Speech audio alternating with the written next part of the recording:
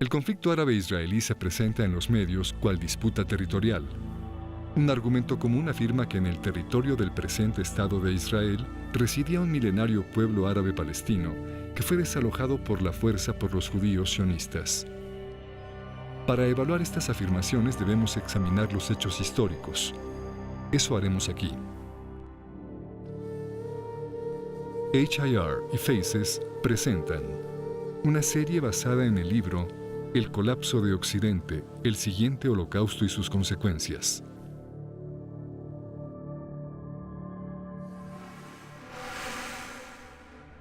Fueron los romanos quienes, en el siglo II de la Era Común, primero usaron el nombre Siria-Palestina para Jerusalén y zonas aledañas.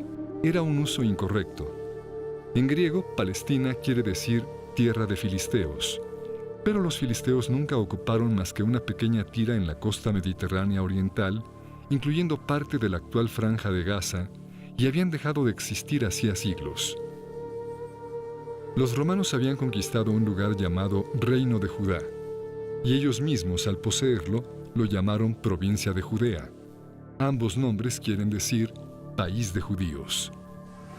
¿Por qué entonces cambiaron los romanos el nombre a Siria-Palestina? La comunidad y religión judía se organizan alrededor de la ley de Moisés, la cual, de acuerdo al Éxodo, nació en una revuelta de esclavos. Esto explica que la ley de Moisés denuncie la opresión y proteja a los pobres. También explica las preocupaciones de la aristocracia castrense romana. En aquellos días los judíos eran una enorme población distribuida por todo el Mediterráneo. La mayor inquietud de los romanos era que la popularidad de la ley de Moisés entre los pueblos oprimidos del imperio pudiese desembocar en revolución.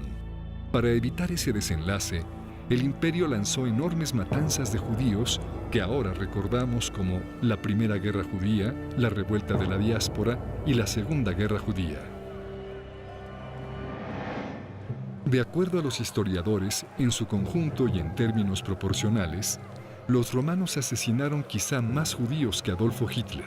Una vez concluido el genocidio, el emperador Adriano, luego de destruir Jerusalén en el siglo II, trajo griegos a poblarla y prohibió la entrada, so pena de muerte, a los judíos.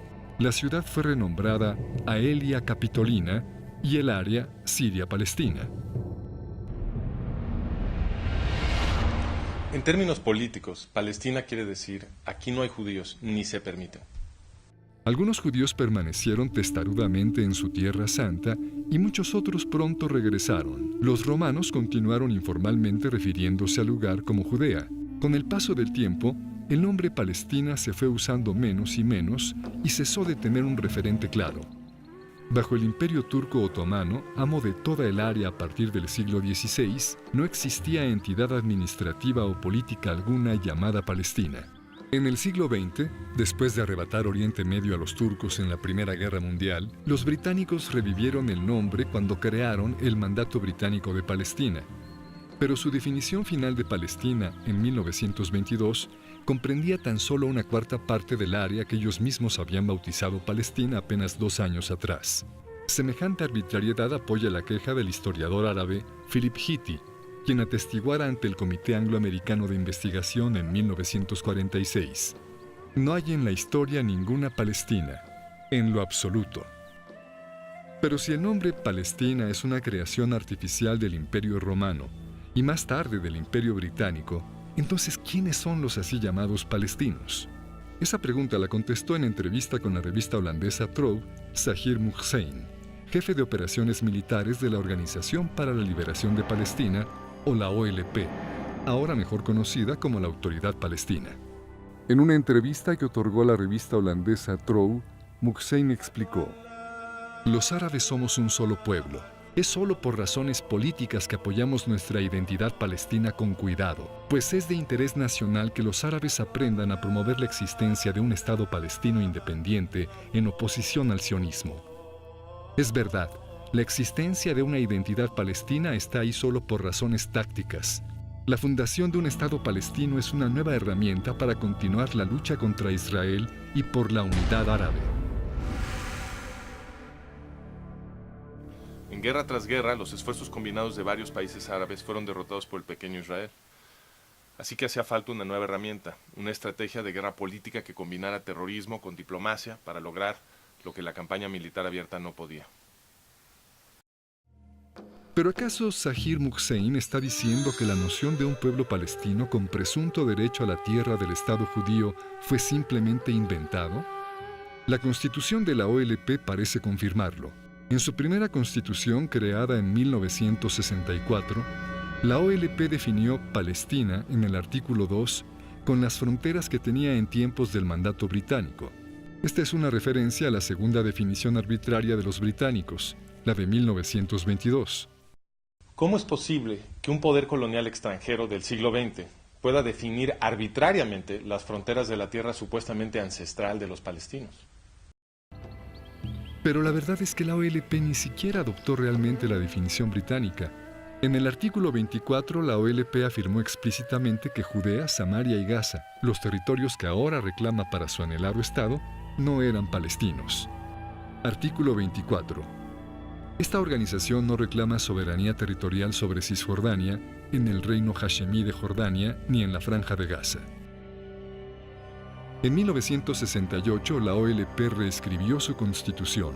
Esta vez la definición de Palestina ya no excluyó Gaza, Judea y Samaria, así que la OLP ahora sí estaba reclamando estos territorios. ¿Qué explica el cambio?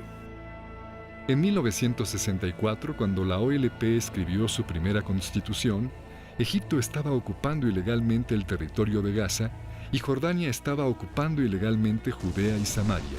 Pero entonces los árabes provocaron la guerra de 1967 o la Guerra de los 6 días, en la cual los israelíes capturaron los territorios de Gaza, Judea y Samaria, entre otros. Fue después de esto que la OLP reescribió su constitución en 1968 para incluir Gaza, Judea y Samaria en su definición de Palestina. Las fronteras de Palestina luego son flexibles y se redibujan para rodear con precisión nada más el territorio que Israel controla. En otras palabras, las fronteras de Palestina se escogen tan solo para que pueda ser usada como una herramienta para continuar la lucha contra Israel. Pero si Palestina es una invención reciente, y si lo mismo aplica para la identidad palestina, entonces ¿de dónde vienen los árabes musulmanes que hoy en día se hacen llamar palestinos? Hoy en día viven alrededor de 8 millones de personas en Israel, pero el estimado más confiable habla de 300.000 en la misma área en el siglo XIX. Estaba prácticamente vacía, y así la describieron los viajeros decimonónicos. Por ejemplo, a mediados del siglo XIX, el cónsul británico se quejó de que el área estaba vacía de habitantes. Cuando Mark Twain visitó el lugar, comentó que en el valle de Jezreel no se veía un solo pueblo 30 millas a la redonda. Y Pierre Loti, un autor francés, escribió luego de su visita que las ciudades y los palacios se habían vuelto polvo. En un estudio histórico, Karl Hermann Voss explicó todo esto como resultado de la conquista árabe musulmana. En los 12 y medio siglos que hubo entre la conquista árabe del siglo VII y los comienzos del regreso de los judíos en los 1880s, Palestina fue yerma. Sus antiguos canales y sistemas de irrigación fueron destruidos y la maravillosa fertilidad de la que habla la Biblia desapareció para convertirse en desierto y desolación. ¿Y las pocas personas que ahí vivían, quiénes eran? La mayoría eran musulmanes, pero se dividían en varias identidades, algunas violentamente opuestas y ninguna de ellas palestina. También subsistían pequeñas comunidades judías en la mayoría de los asentamientos grandes y en los pueblos de la Galilea, y también había grandes poblaciones judías en Jerusalén, Hebrón, Safed y Tiberias. En Jerusalén, de hecho, los judíos eran mayoría.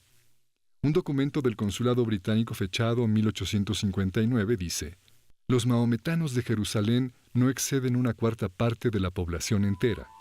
En 1878, 2 años antes de que empezaran las migraciones sionistas, el sultán otomano lanzó una política de reasentamiento para atraer musulmanes, en su mayoría circasianos y argelinos.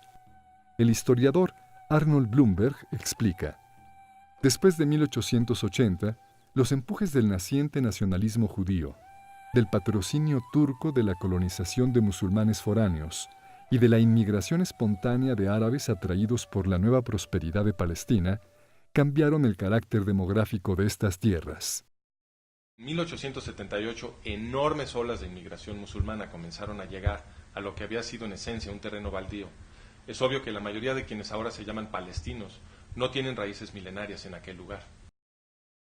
Esto lo confirma el comportamiento de la ONU, pues ha definido al refugiado palestino como cualquier no judío que hubiese partido durante la guerra de 1948 y cuya familia hubiese residido en el área tan solo 2 años. Sin esta definición, la población de así llamados refugiados palestinos se reduce casi a nada.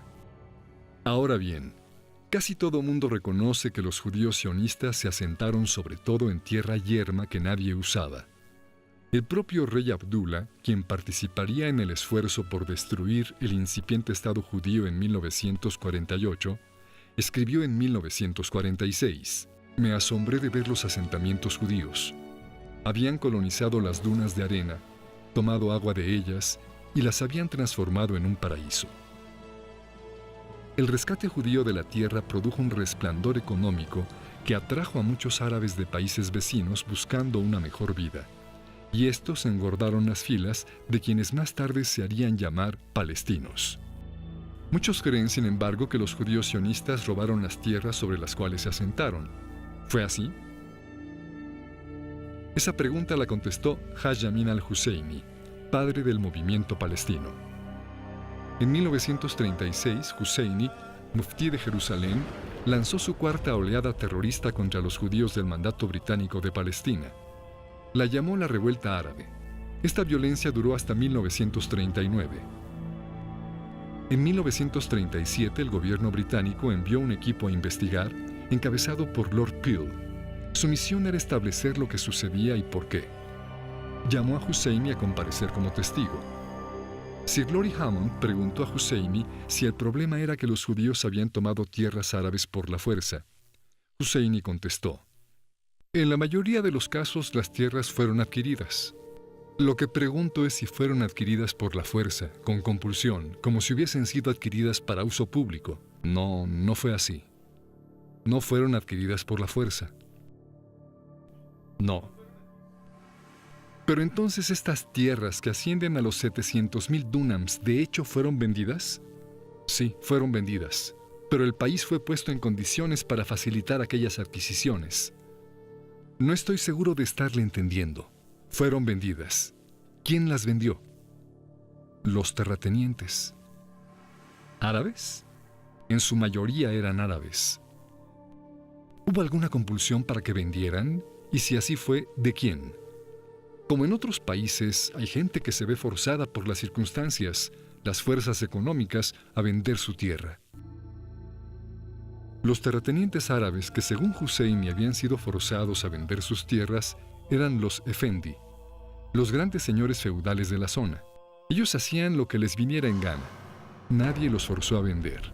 Y vendieron sus tierras menos productivas a precios altísimos. De hecho, la familia del mismo Husseini, terratenientes efendi de primerísimo orden, lucraba tremendamente con estas ventas. Los Husseini primero amenazaban de muerte a los pequeños terratenientes si osaban cometer el así llamado crimen nacional de vender tierra a los judíos.